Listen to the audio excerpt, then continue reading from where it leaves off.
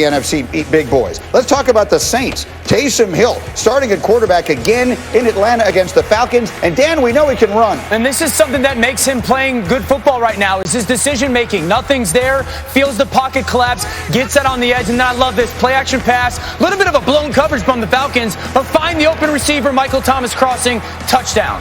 That's his first career touchdown pass in the NFL. Took him 264 snaps. It didn't take him many to throw his second. That's an 11-yard touchdown to Jared Cook. 14-6 is your score. Fourth quarter, Falcons hanging in there, Dan. Matt Ryan.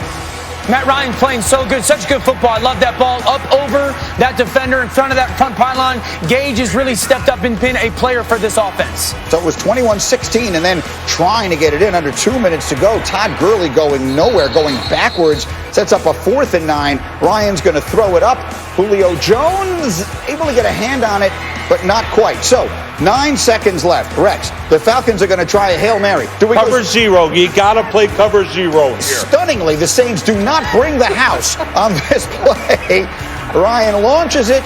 Ball is bobbled. They actually had a chance. By the way, please knock it down. Don't go for the interception. It falls harmlessly to the ground, and the Saints clinch a playoff berth as they win again. Their 9th consecutive victory. 21-16 is the final. And so, Dan Orlovsky, where are we right this minute now with the New Orleans Saints? We always talk about the Chiefs and the Patriots being like the best organizations in football. We got to put the Saints in there. This is one of the best organizations in football. They're 8-0 over the last 2 years without Drew Brees. 8-0. They're 10-2 this year, and Drew Brees and Michael Thomas have played 2 games together. And with Taysom Hill, they've asked Taysom Hill to do 2 things this year. One, win us the games that Drew Brees isn't playing in. He's 3-0 doing that. And then 2, take advantage of this opportunity to show us that you could be our quarterback next year. Check. He's done that. And so this is a football team and an organization that is complete. They got great coaching. They have a complete understanding of who they are and who they aren't. They develop players. That's a huge deal. They develop players, and Taysom Hill has done exactly what they have asked them to do. Orchestrate our offense. Don't lose the football games. Use the people around you. Understand that you have a great defense, and that's why they sit as the 1 seed in the NFC. And so, RC, I look forward all week long, every week, to your power rankings. The Saints might be a team you're going to have to give some consideration to. Listen, absolutely. You know what the Saints have done, man? The Saints have played so well with Drew Brees out. It's made me ignore talking about lemons because everything is peachy.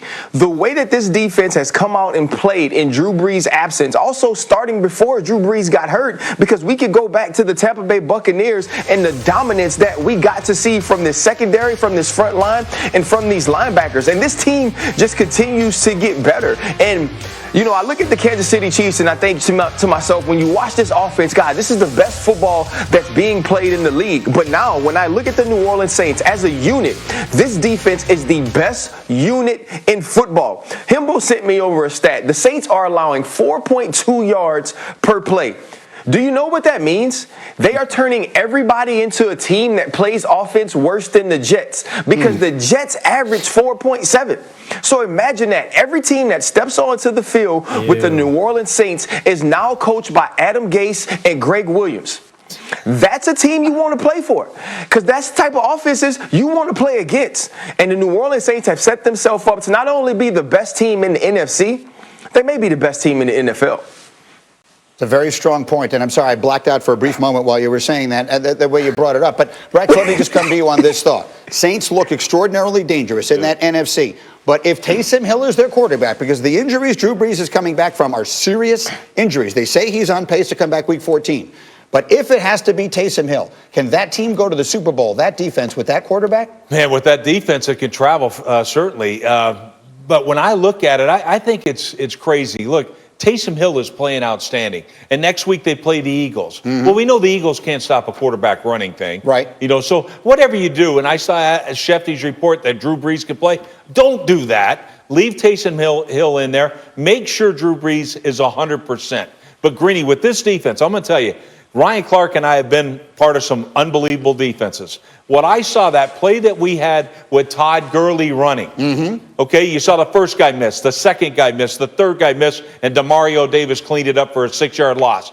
That's pursuit. That's effort. That's everything you want to see out of dominating defense. Gives them a chance against anybody. Saints right now look awfully good. We'll take a short break. We got a huge hour coming your way. So much football on this Monday. It hurts in Philadelphia. Should Doug P. Back to the football. Dan Orlovsky, Giants, Seahawks. Upset of the year. What a performance from the New York Football Giants playing without Daniel Jones. Here's Colt McCoy in. They're down 5-0. That's right. And here's Wayne Gallman, Dan, for 60 yards. Yeah, they get that big G game, lead blockers out in front, and Gallman down that sideline, a huge chunk in the run game for the Giants. 2 plays later, Alfred Morris. Who? That's right, Alfred Morris. Giants go for 2 and get it. They're leading 8-5. Seattle looking for answers. Going for it on 4th and 1 at midfield. Look at the defensive effort, Dan. Greeny, this is trusting your defense. Everybody on the defense, trust that guy is going to do his job. Great pressure on Russell, staying back in coverage. Outstanding stop by that defense. And then I love this little roll pass play call. Colt McCoy flash fake, get it out in front, touchdown Giants. Giants go up 14-5. They would add a field goal, so it's 17-5.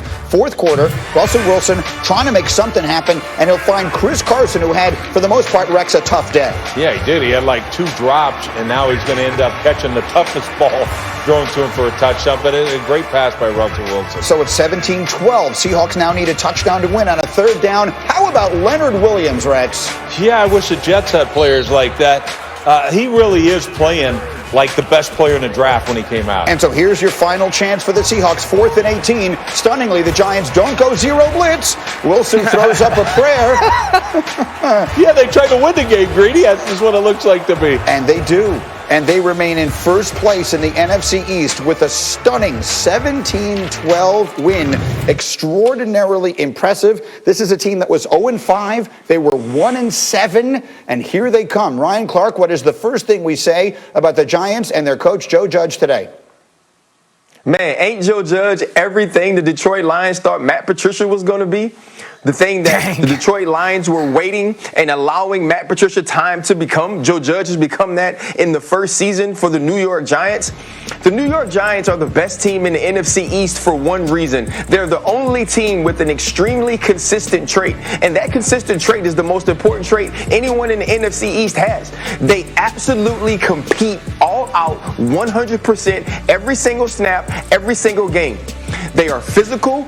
They fly to the ball on offense. They understand what they are now, and they do that. I love the way that this team has now found an identity. It's not about necessarily if we will win every game. It's about how we will come out, compete, and play every game, and Joe Judge has that entire team on the same page. That's right. And, Dan, it starts up front on both sides of the ball. Yeah, they bullied the Seattle Seahawks yesterday. But I think the best way to describe Joe Judge is, anyone can see adversity. It takes a strong person to see an opportunity.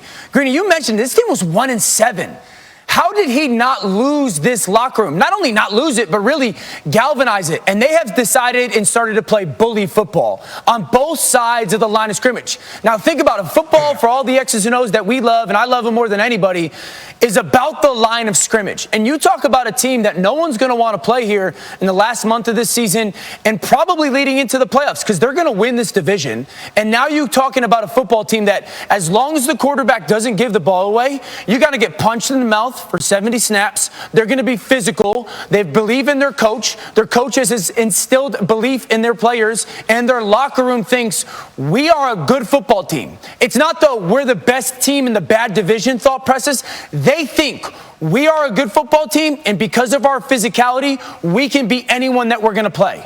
Their last 7 games, they're 5-2. Their 2 losses were by a combined 3 points. And Rex, you said it here about 3 weeks ago that Joe Judge had sort of opened your eyes with an approach that he took with this team, and it really seems to be making a difference. Yeah, and to Ryan's point about he showed effort, and he showed that, hey, look, that became his team.